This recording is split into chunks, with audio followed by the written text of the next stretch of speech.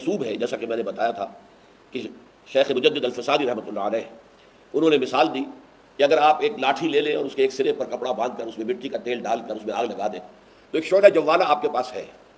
اب اس لاٹھی کو تیزی سے حرکت دیجئے تو آپ کو ایک آتشی دائرہ نظر آئے گا. آنکھ دیکھ رہی ہے کہ دائرہ ہے، آگ کا دائرہ ہے، حالانکہ آپ کو معلوم ہے دائرہ نہیں ہے، وہ تو ایک ہی شعلہ جوالہ ہے. لو شمع حقیقت کی اپنی ہی جگہ پر ہے، فانوس کی گردش سے کیا کیا نظر آتا ہے. یہ دوسرا درجہ ہے. تیسری بات وہ ہے جو محی الدین ابن عربی جو ہمارے صوفیہ کے ہاں شیخ اکبر کے نام سے معصوم ہے، ان کا کہنا یہ ہے کہ وجود حقیقی تو ایک ہی ہے، ذات باری بھی اور اس کائنات کا وجود اصلا ایک ہے. البتہ جب کوئی شے مشکل ہو جاتی ہے، معین ہو جاتی ہے، تو وہ اللہ کا غیر ہو جاتی ہے. چنانچہ یہ جو نام ہے الاول، الآخر، الظاہر، الباطن، باطل فرقوں نے ان چار ناموں کے بہت سارے معنی بیان کیے ہیں، اور یہ تمام کے تمام معانی باطل معانی ہیں.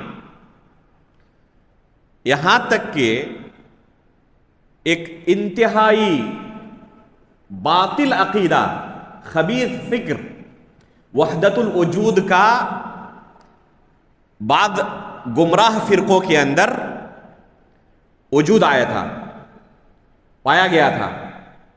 وہ عقیدہ کیا تھا؟ وحدت الوجود، یعنی اللہ رب العالمین کا ہی وجود فقط وجود ہے، اس کے علاوہ کچھ نہیں ہے.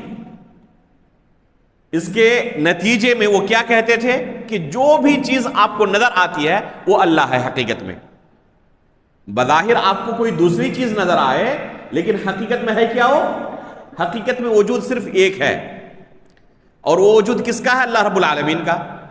اس لیے ہر چیز اللہ ہے. یہ بھی اللہ ہے، یہ بھی اللہ ہے، آپ بھی اللہ ہیں، ہم بھی اللہ ہیں. عابد اور معبود سب ایک ہی ہیں. عبادت کرنے والا انسان اور جس کی عبادت کی جا رہی ہے اس میں کوئی فرق نہیں ہے، سب اللہ ہے. نعوذ باللہ من ذالک. سلف صالحین نے بیان کیا ہے کہ اس سے خبیث اور باطل عقیدہ شاید کہ اس روئے زمین پر کوئی نہیں آیا تھا. اتنا خبیث اور باطل عقیدہ تھا. یہاں تک کہ وہ کہتے تھے کہ پیشاب و پاخانہ اور حلوے کے درمیان کوئی فرق نہیں ہے، وہ ایک ہی ہے. آپ کو بظاہر فرق نظر آ رہا ہے. افسوس کی بات ہے کہ آج ہمارے بر صغیر کے اندر بھی ہمارے نوجوان جن بعض اسکالرز کو فالو کرتے ہیں وہ بھی اس طرح کے باطل عقائد کی نشر و اشاعت کرتے ہیں. ان میں سے ایک مشہور نام ڈاکٹر اسرار صاحب کا ہے. چنانچہ وہ بھی اسی وحدت الوجود جیسے کفریہ عقیدے کو علل اعلان لوگوں کے درمیان نشر و اشاعت کرتا ہے اور لوگوں کو اس باطل فکر کی طرف دعوت دیتے ہیں. چنانچہ اس کی مثال پیش کرتے ہوئے کہتے ہیں کہ جیسے آپ کوئی لکڑی لیں اور اس کے سرے میں آگ لگا دیں اور اسے تیز دائرے کی شکل میں گھمائیں، آپ کو کیا نظر آئے گا؟ کہ کوئی آگ کا دائرہ ہے وہاں پر، اور پھر اس لکڑی کو روک لیں تو دائرہ ختم ہو گیا. تو جو چیز بظاہر آپ کو نظر آ رہی تھی حقیقت میں وہ چیز تھی نہیں. مثال دے کر سمجھا رہے ہیں. اس سے لازم آیا کہ جو بھی چیز ہمیں نظر آ رہی ہے حقیقت میں کچھ نہیں ہے، حقیقت میں صرف اللہ کی ہی ذات ہے، اور تمام کی تمام چیزیں وہ اللہ رب العالمین کا ایک مظہر ہے. تو یہ باطل عقیدہ ہے. اس سے لازم کیا آئے گا؟ ہر شخص، ہر چیز دنیا کے اندر کیا ہے؟ وہ نعوذ باللہ اللہ ہے. یہ باطل عقیدہ ابن عربی صوفی نے زور و شور کے ساتھ اس کا پرچار شروع کیا تھا، اور سلف صالحین کی ایک لمبی جماعت نے اس باطل عقیدے پر رد کیا ہے. حافظ ذہبی رحمہ اللہ نے تفصیل کے ساتھ اس باطل عقیدے پر رد کیا ہے. شیخ الاسلام علامہ ابن تیمیہ رحمہ اللہ مجموع الفتاوی کے اندر اور دوسری کتابوں کے اندر، ان کے تلمیذ رشید علامہ ابن قیم رحمہ اللہ نے، اور تقریباً تمام سلف صالحین نے اس باطل عقیدے پر رد کیا ہے.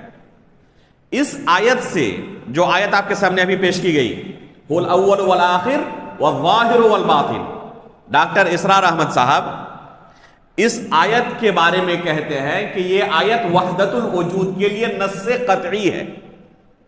کیا فرماتے ہیں؟ هو الاول والآخر والظاہر والباطن. یہ آیت وحدت الوجود کے لیے نص قطعی ہے. نعوذ باللہ من ذالک۔ سلف صالحین میں سے کسی نے یہ فہم نہیں سمجھا، بلکہ خود اللہ کے رسول صلی اللہ علیہ وسلم جن کے اوپر یہ قرآن نازل ہوا، خود اللہ کے رسول نے اس آیت کا کیا معنی ہے تفسیر کی ہے، بیان کیا ہے۔ چنانچہ صحیح مسلم کے اندر اللہ کے رسول صلی اللہ علیہ وسلم کی صحیح حدیث موجود ہے۔ اللہ کے رسول صلی اللہ علیہ وسلم دعا کرتے تھے اللہ رب العالمین کے سامنے، اور دعا کرتے ہوئے اللہ رب العالمین کے سامنے کہتے تھے اللہم انت الاول فلیس قبلک شیء۔ دیکھیں خود اللہ کے رسول صلی اللہ علیہ وسلم اس کی تفسیر کر رہے ہیں کہ اول کا کیا معنی ہے۔